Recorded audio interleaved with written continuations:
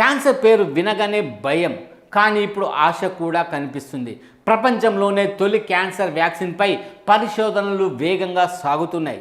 Russia అభివృద్ధి చేసిన ఈ వ్యాక్సిన్ మన శరీరంలోని రోగ నిరోధక వ్యవస్థని శిక్షణ ఇచ్చి క్యాన్సర్ కణాలను గుర్తించి ఎదుర్కొనేలా పనిచేస్తుంది.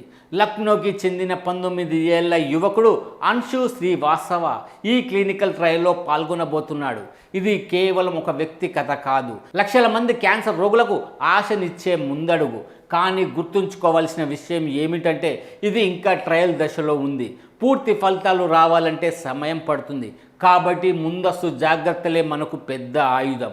ఆరోగ్యకరమైన జీవన శైలి, రెగ్యులర్ చెకప్, లక్షణాలు కనిపించగానే వైద్యులను సంప్రదించడం, ఇవే నిజమైన రక్షణ. టెక్నాలజీ మనకి కొత్త ఆశ చూపిస్తుంది, కానీ మన ఆరోగ్యంపై బాధ్యత మనదే. క్యాన్సర్పై పోరాటం కొనసాగుతుంది. ఈసారి విజయం మనదే కావాలి.